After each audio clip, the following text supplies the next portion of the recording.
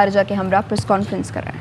Trading partner of Pakistan within the European Union, and also the 5th largest export destination for Pakistan internationally. Germany is one of the few countries with which Pakistan has a positive trade balance. Last year, Pakistan's exports to Germany stood at $2.5 billion, and imports from Germany were $1.3 billion. And Germany is the 7th largest foreign direct investor in Pakistan, with 35 German companies investing in Pakistan with a total investment of US dollars 380.5 million. Foreign Minister Baerbock and I discussed our bilateral ties, which completed 70 years in 2021. We are pleased at the exchange of a number of ministerial level visits, which gives an opportunity to review bilateral cooperation, as well as exchange views on regional and global issues. We discussed ways to enhance our existing cooperation, particularly in the areas of trade and investment, climate change, defense, and people-to-people contact. We hope soon to inaugurate the Consulate General of Pakistan in Munich to facilitate our large Pakistani diaspora. We also had a detailed discussion on Afghanistan, emphasizing the grave humanitarian situation being faced by about 40 million Afghans. Pakistan's policy is clear. We support a peaceful and prosperous Afghanistan, contributing to stability and regional connectivity. It is our hope that the Afghan authorities would be responsive to the international community's expectations regarding inclusivity, respect for human rights for all Afghans, including women, and take effective actions against terrorism. For its part, the international community must be actively engaged in preventing a humanitarian crisis. We also believe that the release of Afghanistan's financial assets would be crucial in stabilizing the economy and giving it sustainability. This is all the more important as the world's attention and resources are currently focused on the Ukrainian crisis. It is essential that the people of Afghanistan also receive the world's attention. I assured the Foreign Minister of Pakistan's continued support to foreign governments, the EU, and international organizations engaged in evacuation of their personnel from Afghanistan. We have facilitated the evacuation of over 90,000 people belonging to 24 countries and international organizations so far in the earlier phases. The ongoing conflict in the Ukraine was also discussed. Pakistan has continuously emphasized the principles of the United Nations Charter, including self-determination of peoples, non-use or threat of use of force, respect for sovereignty and territorial integrity of states, and peaceful settlement of disputes. Pakistan remains concerned about the well-being of the Ukrainian people. Reports of civilian casualties, massive outflow of refugees, and internally displacement of peoples are disturbing. In solidarity with the people of Ukraine, Pakistan has sent 4 plane loads of relief assistance, including medicine and food items. The Ukrainian conflict has shown how interlinked today's world is, as ramifications of a conflict on the European continent are being felt in Pakistan in the form of rising fuel and food prices. Since the conflict started, we have been in regular contact with the leadership of Ukraine and Russia, as well as the European Union and other European partners, urging continued dialogue and diplomacy in the pursuit of peace. We once again emphasize the indispensability of the immediate cessation of hostilities and constructive engagement. Pakistan fervently hopes that a solution would be found through dialogue and diplomacy at the earliest possible. We also discussed the continuing human rights violations in Indian-occupied Jammu and Kashmir, the rising tide of Islamophobia across India, and risks posed by the developments for regional as well as international peace and security. In the latest incidents, derogatory remarks made by two senior officials of India's ruling BJP party about the Holy Prophet, peace be upon him, deeply offended the sentiments not only of Muslims in Pakistan, Muslims within India, but Muslims across the world. And I emphasize that sustainable peace in South Bilawal Bhutto Zardari German वज़ीर ख़ारजा के हमरा news conference कर रहे हैं। इस मौके पर उनका यह कहना था कि जर्मन वज़ीर ख़ारजा से यूक्रेन और रूस के तनाज़े पर भी बातचीत हुई। इसके साथ साथ उन्होंने ये कहा कि पाकिस्तान पुरअमन और मुस्तहकम अफ़गानिस्तान का ख़्वाह है। उम्मीद है अफ़गान हुकूमत आलमी बरादरी की उमंगों पर पूरा उतरेगी। जबकि इस मौके पर उन्होंने ये कहा कि गुज़श्ता साल पाकिस्तान ने जर्मनी के साथ $25 मिलियन की तिजारत की। I conclude by thanking the Foreign Minister for her visit, and I look forward to continuing to work with her towards regional peace and for further deepening our bilateral ties. I will now give the floor to the Foreign Minister of Germany. Thank you very much, ladies and gentlemen, excellent dear colleague. Thank you very much for the friendly and warm welcome here in Islamabad. We are meeting today in a time of multiple crises. The Taliban, as you have mentioned, have brought incredible suffering and hunger to the people in Afghanistan. But the crisis has consequences far beyond its borders, and no country has felt the impact more severely than your country, than Pakistan. Furthermore, Russia's invasion of Ukraine is not only threatening the foundations of our international order. Russia's restriction on wheat exports and its siege of Ukrainian ports have sent food prices skyrocketing. Few countries import more wheat from both Russia and Ukraine than Pakistan. And the climate crisis is the biggest threat and the greatest challenge for humanity as a whole in the 21st century. And it is affecting our countries already. These crises mutually reinforce each other, and therefore we cannot deal with them separately. But we must tackle them all at the same time. We have to work together and support each other, and this is also why I'm here today. Today we discussed at length the situation in Afghanistan. Over the last years and decades, millions of people fled Afghanistan in search for a better and safer life. Successive governments and the Pakistani people have shown a big heart by selflessly welcoming these people inside your borders and by providing them with food, shelter, and a chance for a better future.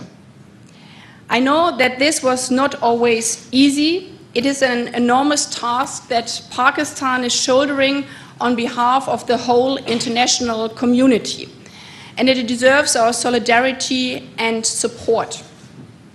I came here today to tell you we see your engagement, and Germany remains committed to continuing our support for Pakistani host communities along with people who had to flee Afghanistan.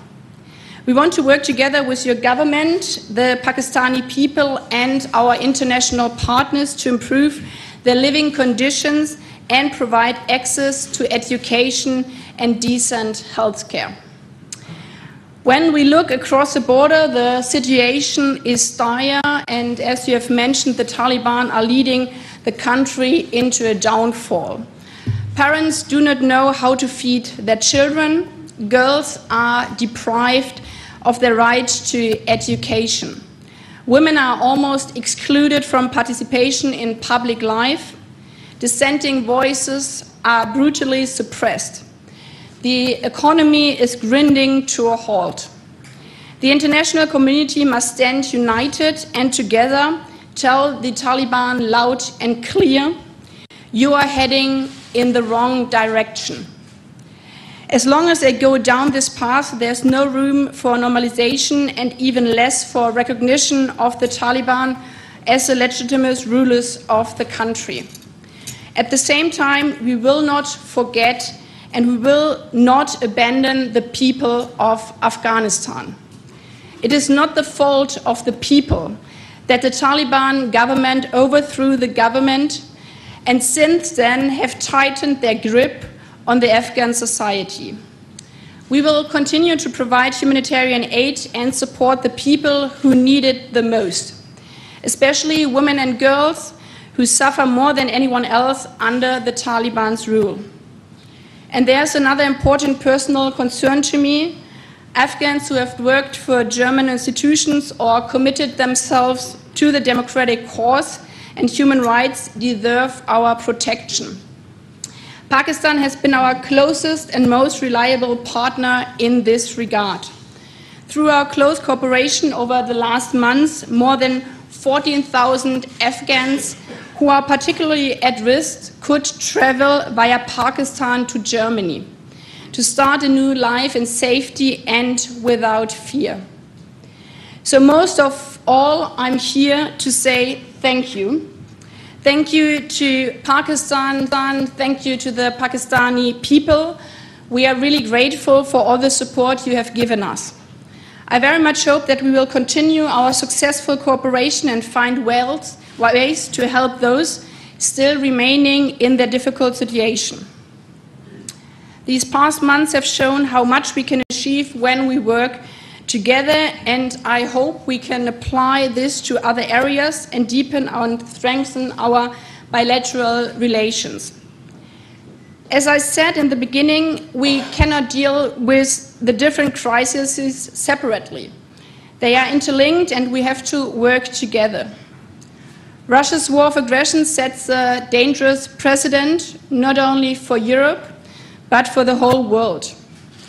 Our world will be a much more dangerous place if the law of the strongest applies and not international law. Therefore, we all must stand by Ukraine and defend its territorial integrity and sovereignty with words and actions. When it comes to the climate crisis, we are all living in the same house and the roof is already on fire. We are running out of time and have now to act. Both of our still relatively new governments have made this topic a priority. And I hope that Pakistan, as G77 chair, will participate at the Petersburg Climate Dialogue, which we are co-hosting with Egypt in July in Berlin. Last year, Germany and Pakistan established a joint climate and energy partnership. We want to build on this partnership, move forward with the energy transition, and lift our bilateral climate cooperation to the next level. We also discussed opportunities for increased trade and investment between our countries, particularly in the field of renewable energy. I'm convinced that successful economic integration depends on common values and standards. That is why, with regard to EU trade preferences, full implementation of human rights commitments is crucial. I will also have the opportunity to discuss this with civil society representatives later today. Experience shows in your country, in my country, that women's rights are an important indicator for the state of human rights and for well-being in a society as a whole. That is why I'm looking forward to visiting a police station focused on combating gender-based violence tomorrow. Dear colleague, Excellencies, faced with multiple crises, we only have a fighting chance if we exchange ideas, discuss openly and frank, and cooperate closely. I'm optimistic that our meeting today has laid the groundwork for our successful cooperation in the future, and thank you again for the warm welcome here in Islamabad. Thank you, Foreign Ministers. The ministers would have to take a couple of questions. I propose to take questions alternatively from our colleagues from Germany and Pakistan. And let me start by giving the question to a gentleman on the right. Please introduce yourself and also to whom you are addressing the question. Yeah, my name is Jörg Blank from a German press agency, DPA, and the first question goes to Ms. Baerbock. What can be done to help the people of Afghanistan while increasing pressure on Taliban at the same time? And the second question to Mr. Zardari. Al-Qaeda can once again operate from Afghanistan. So what can Pakistan do about it to fight the terrorism in Afghanistan? Thank you. Thanks for your question. It is crucial that the Taliban hear the same message from all of us, and that's why we discussed the situation in Afghanistan very extensively. We are facing a humanitarian disaster, and this is also why we, both countries, continue to provide humanitarian aid, because we cannot let people starve. But anything else above humanitarian aid must be strictly conditionalized. We see, in my point of view, that the Taliban are heading towards the wrong direction, and therefore it is also crucial that economic supports need to be conditionalized with regard to the basic rights of the people. But this is also part of foreign policy. We have to be very honest. Our influence on what happens inside Afghanistan is very limited. It depends on the Taliban making rational choices in their own economic interest, and that is not what they are doing right now, and therefore we are supporting the people of Afghanistan with humanitarian relief and bringing out those who are endangered by their life.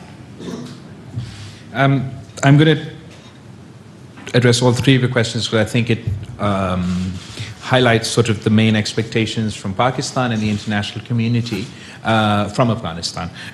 One is dealing with the humanitarian economic crisis, and then, as you said, terrorist activity from Afghanistan vis-a-vis Al-Qaeda.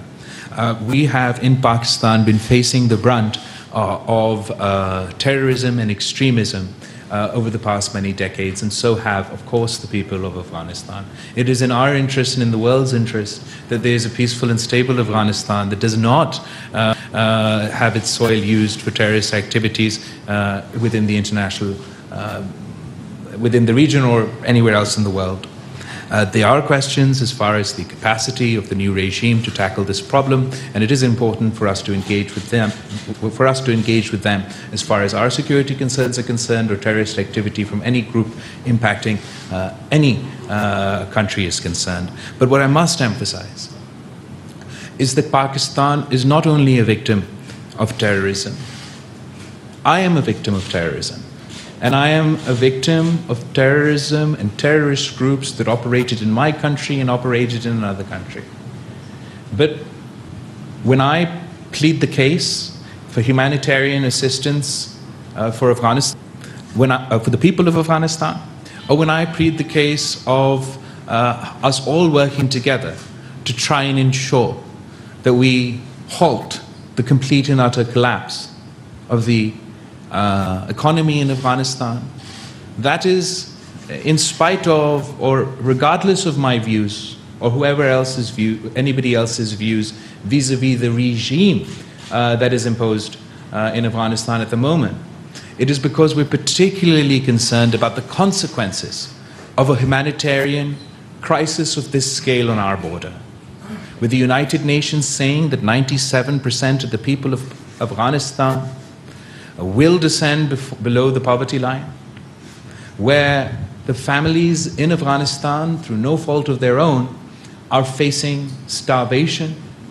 I believe we must work closely with the international community and with the Muslim world to help avert a humanitarian crisis and to help avert a total economic collapse, so that we can be in a better position to ensure that the Afghan regime lives up to the international commitments, so that we can create the environment that reduces and does not increase the chance of terrorist activity, and so that we can emphasize with the Afghan government, with the Afghan regime, that they must live up to their commitments to the international community. They must live up to their commitments to the people of Afghanistan, and that includes the women and children in Afghanistan. Thank you. Can we have a question from the back here, left side? Thank you very much. This is Shaukat Paracha from Aaj Television. My question to the young, dynamic, and the youngest Foreign Minister of Pakistan, His Excellency Bilawal Bhutto Zardari, is that it's heartening to note that you are reaching out to the major capitals and interacting with the world leaders. What has been their response in the policies that you are pursuing? Because every time there is something, the foreign policy is pointed out in one or the other way.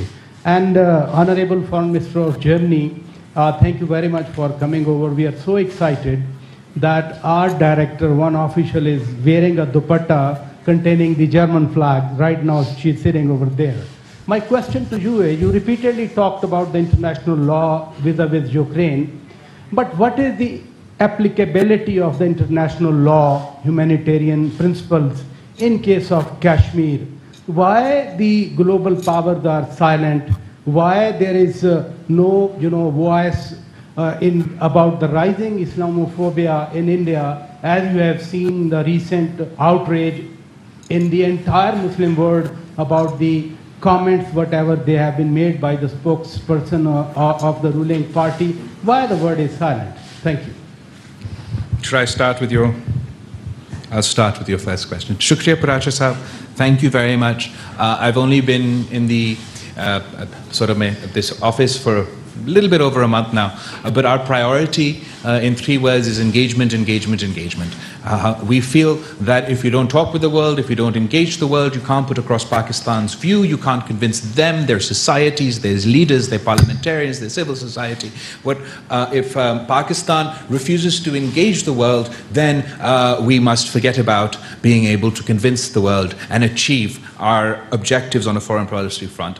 Other than that, my priority is to focus on economic relations. We're working towards a pivot in Pakistan's diplomacy, towards economic diplomacy. We're encouraging a reset of our relationship with countries across the board, given the transition in government, and we're focusing on a more nuanced foreign policy, but our emphasis is trade over aid. Our emphasis is enhancing economic cooperation.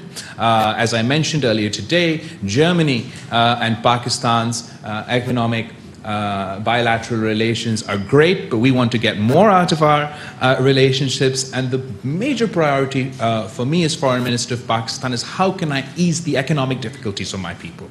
And on the main agendas on our list on that front is the FATF restrictions, the FATF restrictions that are causing a drag, an unnecessary drag on the Pakistani economy in difficult times, the GSP plus status that Pakistan had won with Europe in previous governments. We're very keen to see that that status is extended, and the Pakistani businesses and Pakistan, the Pakistani economy can benefit from these. From this opportunity. So these are my priorities, and as far as the India question is concerned, I'll allow Foreign Minister to respond. Thanks for your kind words, and thanks for the question. The foundation of the United Nations is that human rights are indivisible, and this counts for every region in the world. This also counts for Kashmir. This counts for women's rights. This counts for minority rights and also religious rights. And therefore, we support the work of the United Nations, also with the situation in Kashmir, to ensure that all the human rights are being guaranteed within the different bodies of the United Nations. We are not part of the Security Council, as you know, but within the work also of the Human Rights Commission and of the Special Envoy. And we believe that a constructive approach from both sides and confidence-building measures are the only way forward to improve the relationships between Pakistan and India. The bilateral agreement to implement the ceasefire along the line of control last year was a positive step. We also discussed it in our talks earlier on. We believe that more steps should follow this line, and I think it's really a strength of different governments if there's a provocation that one doesn't react but really stands to its own and the international principles. Thank you. Can we have a question from the lady here in the middle? Hello, Daniela Farkas from the newspaper network Redaktionsnetzwerk Deutschland. I want to address the topic of Afghan refugees. There's still a couple of thousand refugees officially eligible for coming to Germany. Did you agree on a way and on a time when these people can come to Germany, and how is Pakistan helping with that? Could they all be transferred, by example, through Pakistan? And also, sir, what do you expect in exchange from Germany for helping in this issue? And Ms. Baerbock, humanitarian organizations do criticize that the conditions for being able to come to Germany for Afghans are too strict, are too narrow. Is there any? Are there any plans to widen these possibilities? And one last question, if I may, as you addressed the Ukraine war, and I didn't quite understand what you were saying. Is Pakistan now condemning Russia's attack on Ukraine? And do you ask Russia to withdraw its troops? Thank you for your questions. I'll start with the Afghan refugees. Pakistan has a long history in hosting Afghan refugees and helping with the refugee crisis as a fallout of the first conflict, and unfortunately the threat of a major refugee fallout not only for Pakistan but for the international community if the humanitarian and economic crisis increases is extremely grave. We've been from day one, from before the fall of Kabul, after the fall of Kabul, and up until this point, we're working with many countries within the EU, the international community, and anyone and everyone really who are working around the clock to either get their citizens or those who worked with them to their countries. And we're hoping that the third phase of our for these transit refugees from Afghanistan to Germany will happen very, very soon. And at the moment, as we speak, I believe that there's something, there's a procedural, the summary on this issue is being circulated in our cabinet, so it should be only a matter of time that we can move forward on the third phase of the transit Afghan refugees. As far as what Pakistan expects in exchange, we expect nothing.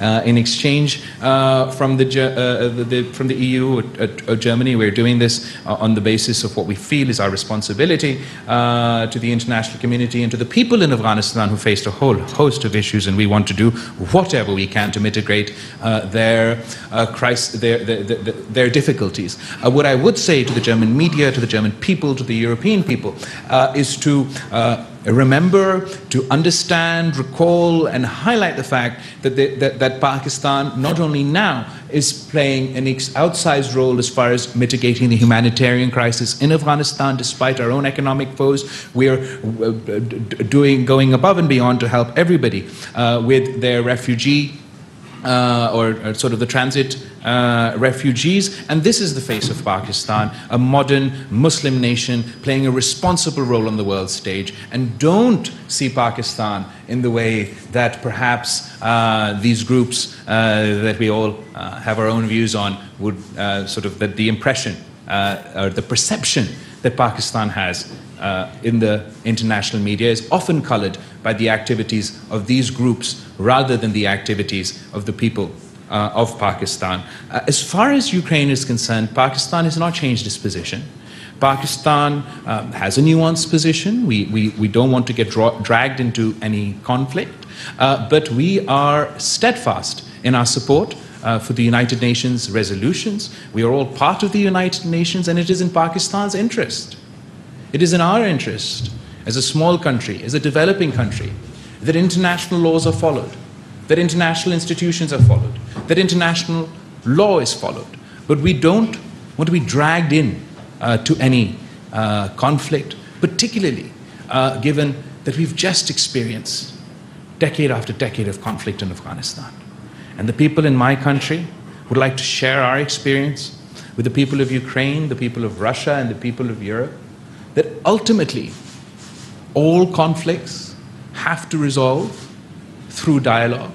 And we hope that dialogue and diplomacy will be the tools that we use in pursuit of peace. Of course, one can't ignore the humanitarian crisis facing the people in Ukraine, the difficulties and the atrocities faced by the people of Ukraine. And it is because of that that once again, despite Pakistan's own extremely difficult economic situation, we have sent, I believe, 4 flight loads of humanitarian assistance to the people of Ukraine. But as far as our position is concerned, we will continue to advocate for dialogue and diplomacy in the pursuit of peace. Coming back to the part addressed to myself, first of all, we really appreciate the support of Pakistan, as I've said before, especially as His Excellency has underlined that this is not a question of bargaining, but a question of humanitarian aid and supporting the citizens of Afghanistan. We have had a very good discussion today, and we received very positive signals that we can continue successfully with the cooperation we have had in the past. We had also restructured, as your question was addressed, we restructured our system, how we will make the transition time in Pakistan, but also in other countries, shorter, to ensure that Afghans will not stay in Pakistan longer than necessary. This is also a question of digitalized visas, and we organized everything that people can swiftly travel to Germany. So far, not a single person from our list transitioning through Pakistan failed to travel on to Germany, and we are continuing on this path. And as you have mentioned, NGOs, this was also a reason why a couple of NGOs joined me on my travel here to see how we can work closely together. This is also something new in the work of the Foreign Ministry together with the Interior Ministry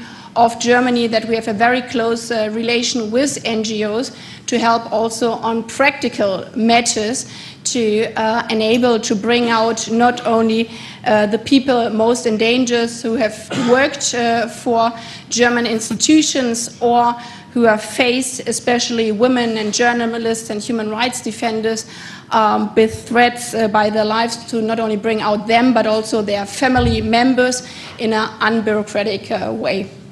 Thank you. I think the ministers have responded at length to questions. Maybe one last question from the back. Mr. Heather.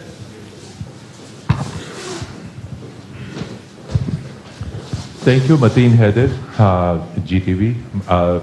Question to Foreign Minister Bilawal Bhutto Zardari. You said that it's a time to pursue diplomacy and to resolve conflicts through peaceful means. So the first question is in the context of regional peace.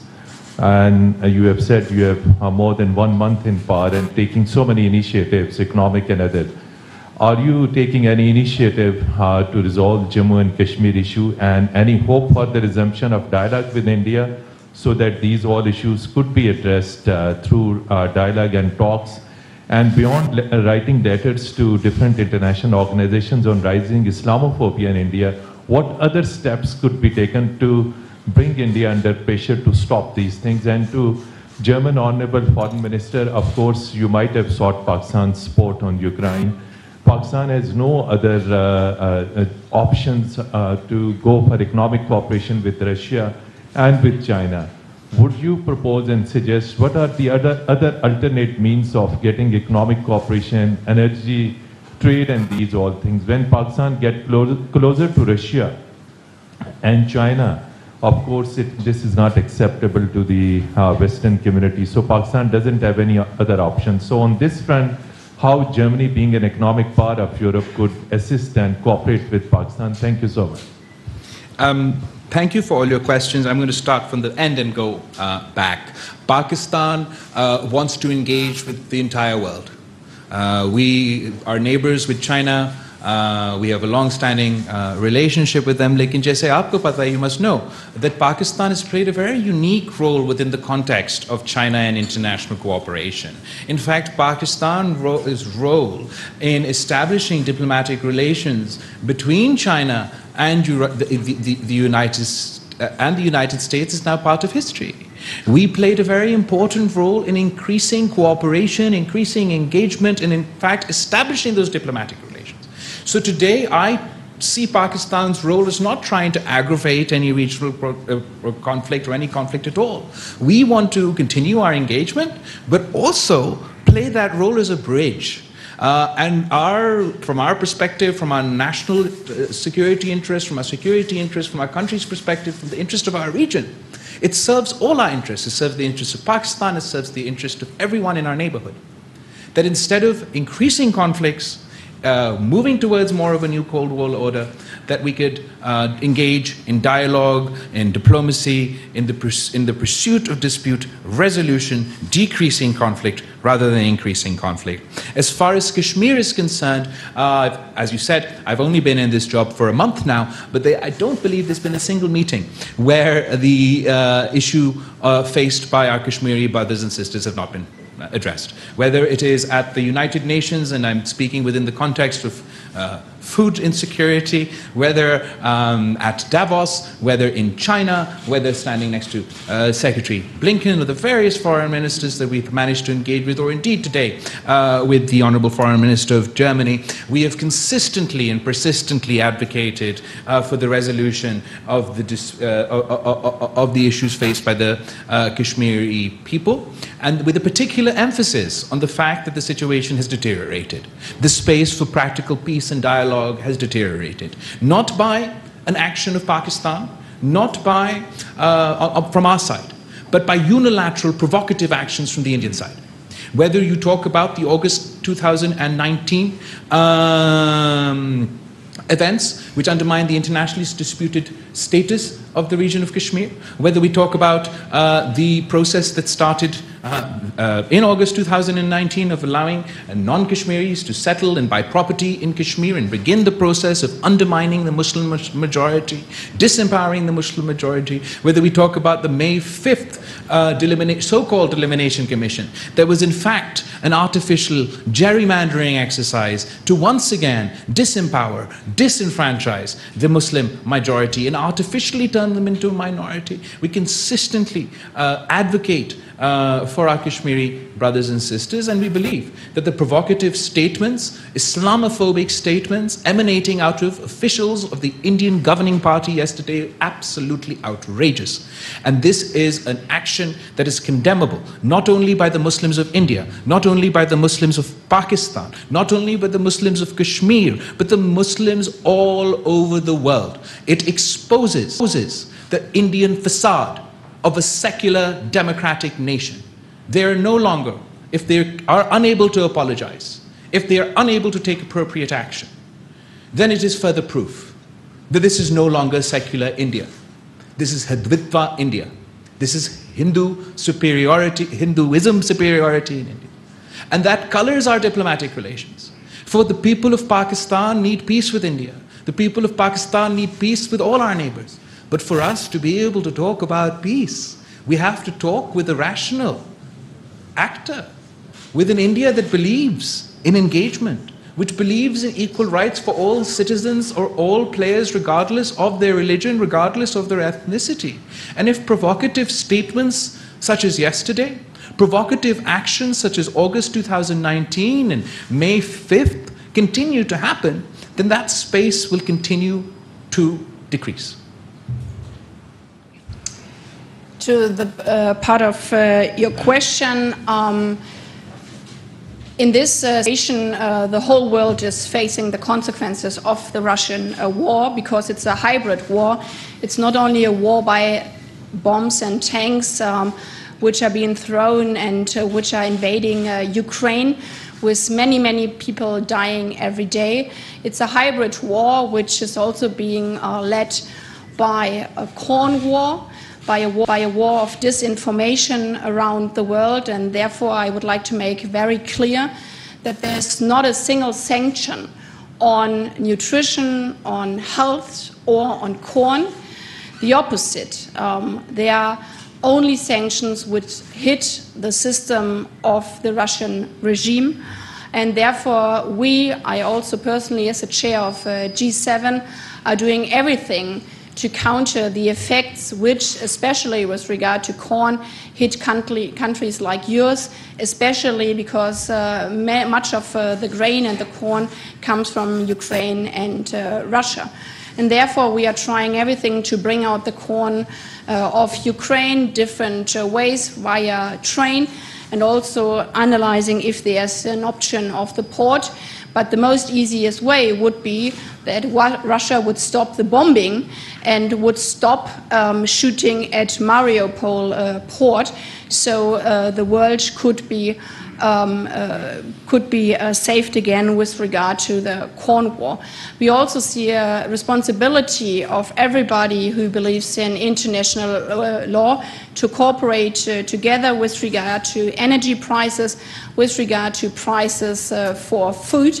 That's why we increased our donations with regard to food towards the poorest countries in the world. This is why we are also looking how other countries can export corn right now. And this is also why I'm going next week to the Gulf states to see how we can work together on the big challenge of energy prices. But also here, as in other situations, if we have all the same message towards Russia, underlying that the easiest way to end this war in Ukraine, but also the consequences, would to end the breach of international law by bombing Ukraine. Thank you so much. Thank you for your cooperation. Thank you, everybody. बहुत शुक्रिया आपका. इस्लामाबाद में वज़ीर ख़ारिजा Bilawal Bhutto German वज़ीर ख़ारिजा के हमरा news conference कर रहे थे. बिलावल भुट्टो की जानिब से कहा गया कि पाकिस्तान के अवाम भारत के साथ अमन चाहते हैं. सिर्फ पाकिस्तान कश्मीर नहीं बल्कि दुनिया भर के मुसलमानों के जज्बात मजरूह हुए हैं. भारत को गुस्ताखाना बयानात पर माफ़ी मांगना चाहिए. उन्होंने कहा कि गुस्ताखाना बयानात पर माफ़ी ना मांगी तो सेकुलर भारत का नज़रिया मुतासर होगा. अहम तरीन खबरें अब एक क्लिक की दूरी पर. आपके पसंदीदा टॉक शोज हों या अहम मुल्की या गैर मुल्की शख्सियात की न्यूज कॉन्फ्रेंसेस, हर लम्हा बाखबर रहने के लिए सब्सक्राइब करें हमारा YouTube चैनल. मौसम की सूरत हाल हो या खेल के मैदान से खबरें, अपने मोबाइल फोन से मुल्की और बैनुल-अक़वामी अहम खबरों तक रसाई के लिए डाउनलोड कीजिए मोबाइल ऐप. बावसूख ज़राए से मुसद्दिका खबरों, तज्ज़ियों और तबसरों से मुस्तफ़ीद होने के लिए विजिट कीजिए पाकिस्तान की सबसे बड़ी न्यूज़ वेबसाइट www.arYnews.tv. इन सब के अलावा पाकिस्तान का सबसे बड़ा फेसबुक पेज हो, सबसे बड़ा न्यूज़ इंस्टाग्राम अकाउंट या फिर ट्विटर, ARY न्यूज़ पहुंचा रहा है खबरें सबसे पहले आप तक, ताकि आप रहें हर लम्हा बाखबर.